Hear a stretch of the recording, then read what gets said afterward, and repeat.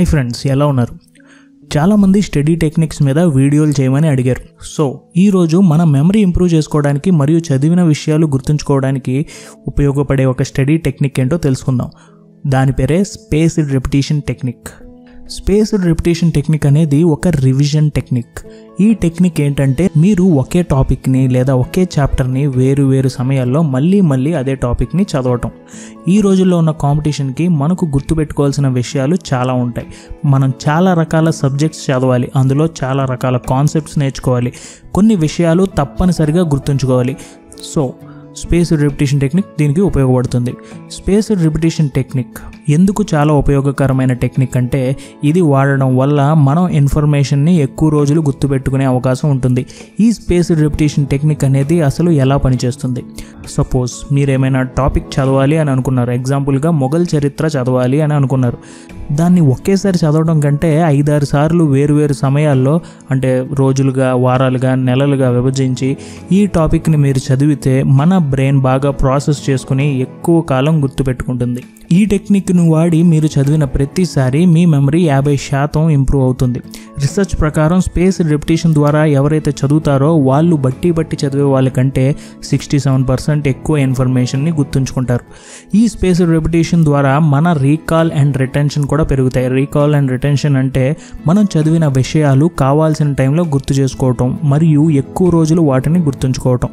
అసలు ఈ టెక్నిక్ ఎలా పనిచేస్తుంది మీరు తెలుసుకోవాలంటే ముందు మన బ్రెయిన్ గురించి, అది ఇన్ఫర్మేషన్ స్టోర్ చేసుకునే విధానం గురించి మీరు తెలుసుకోవాలి. మన బ్రెయిన్ తక్కువ సమయంలో ఎక్కువ ఇన్ఫర్మేషన్ని గుర్తుంచుకోలేదు.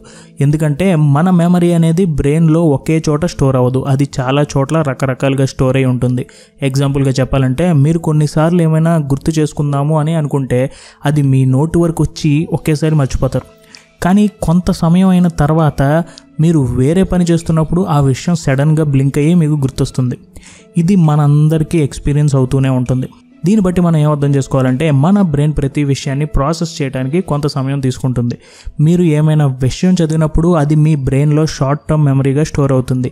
అదే విషయాన్ని మీరు రిపీటెడ్గా వేరు సమయాల్లో చదివితే మన బ్రెయిన్ ఆ ఇన్ఫర్మేషన్ని బాగా ప్రాసెస్ చేసి మన లాంగ్ టర్మ్ మెమరీలోకి స్టోర్ చేసుకుంటుంది.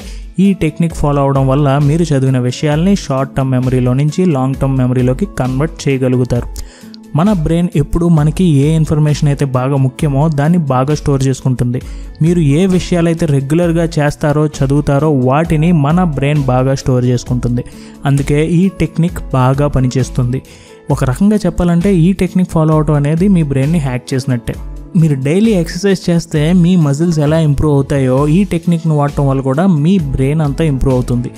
మీరు ఈ టెక్నిక్ వాడడం వల్ల మీ బ్రెయిన్ బాగా స్టిమ్యులేట్ అయ్యి ఇన్ఫర్మేషన్ని బాగా ప్రాసెస్ చేసి మీకు ఎక్కువ రోజులు గుర్తుండేలా చేస్తుంది. నేను కూడా స్పేస్డ్ రిపిటీషన్ టెక్నిక్ని వాడతాను. నేను కొన్ని మర్చిపోయే విషయాల మీద ఎక్కువగా దీన్ని వాడతాను. ముఖ్యంగా దీనికోసం క్విజ్లెట్ అనే యాప్ని వాడతాను. ఈ యాప్ ద్వారా మనం మర్చిపోయే కొన్ని ఇంపార్టెంట్ పాయింట్స్ని ఫ్లాష్ కార్డ్స్ రూపంలో మనం ఎంటర్ చేస్తే వేరు సమయాల్లో ఇది మనం చదవచ్చు. ఇలా మనం రివైజ్ చేయడం వల్ల మనం ముఖ్యమైన ఇన్ఫర్మేషన్ని బాగా గుర్తుపెట్టుకోవచ్చు. ఈ ఫ్లాష్ కార్డ్స్ని త్వరలో మన యాప్లో కూడా ఇంట్రడ్యూస్ చేయాలి అని అనుకుంటున్నాం. మీకు ఈ యాప్ని వాడాలి అని అనుకుంటే లింక్ డిస్క్రిప్షన్లో ఉంటుంది, ఒకసారి చెక్ చేయండి.